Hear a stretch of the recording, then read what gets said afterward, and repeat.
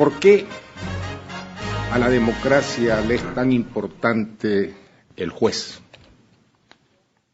¿Por qué a nosotros, los ciudadanos, le es tan trascendente el rol del juez?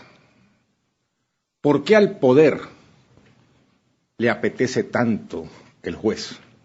Porque el juez adjudica los derechos. Ese es el verdadero rol del juez, adjudicador de derechos.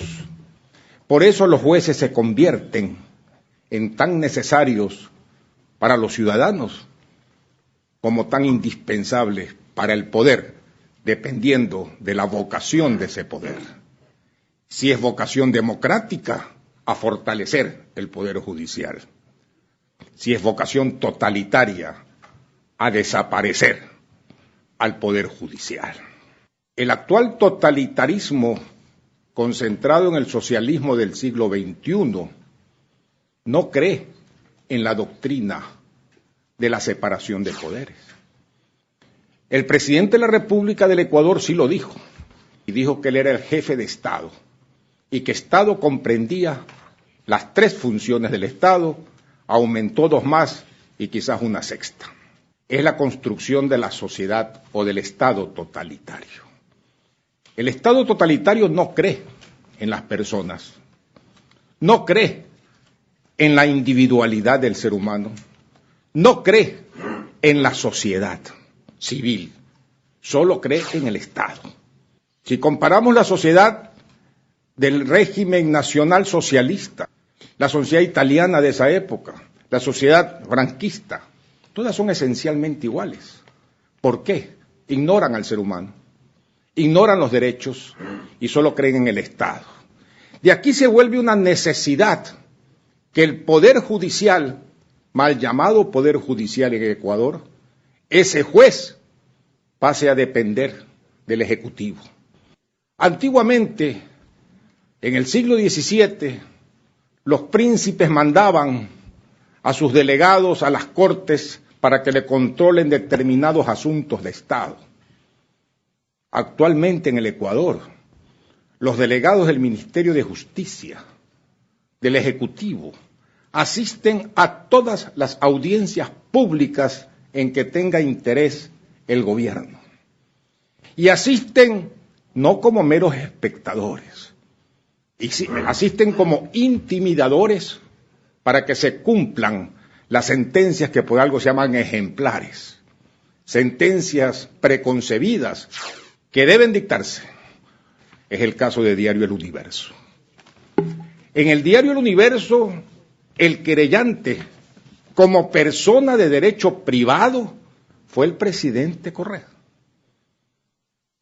Él, como persona de derecho privado, invocaba en la querella una reparación de $60 millones por haber sido injuriado por un editorialista de Diario El Universo. Exhibía en consecuencia una pretensión de derecho privado, inherente a un sujeto privado. ¿Cuál es la diferencia con lo que sucedió con Eduardo VIII cuando hizo condenar a su mujer por traición a la patria porque no le había contado que no había conservado la castidad prematrimonial? Problema privado, lo transformó en un problema de Estado, la hizo condenar y la mataron por traición a la patria. En este caso, un interés privado se lo confluye en un proceso público, se dicta una sentencia que atenta contra el derecho a la comunicación de todos los ecuatorianos. Esencialmente, ¿cuál es la diferencia? Ninguna. El Ecuador vive la república del silencio. Toda la espiral, que es la propaganda del gobierno, se vierte en exclusiva en el país.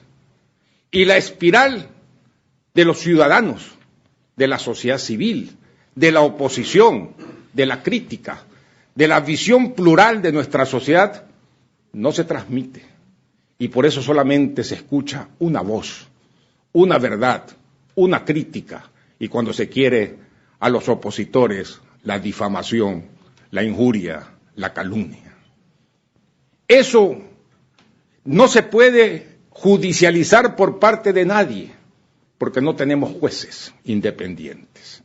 Existe actualmente un Consejo de la Judicatura que es del Ejecutivo, se llama Consejo de la Judicatura y ha procedido a la selección de todos los jueces, no del 60%, yo felicito a Argentina que todavía hay un 40%, en el Ecuador el 100% de los jueces han sido seleccionados, no por méritos, sino por adhesiones al Ejecutivo.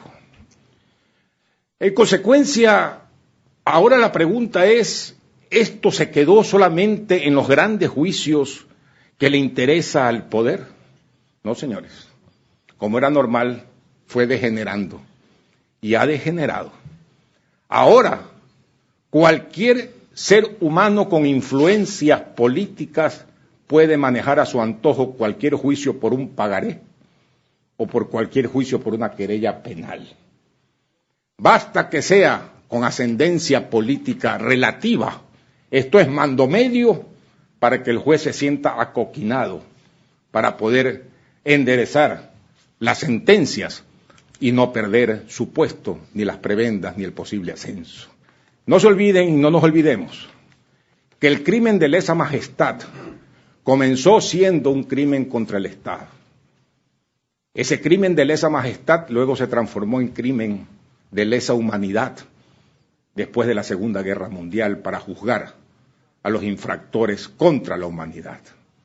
Ahora debemos pensar seriamente en el crimen de lesa democracia, que es el que está hundiendo a nuestros países en el acabose de todos nuestros derechos y en la depredación de las libertades. Muchas gracias.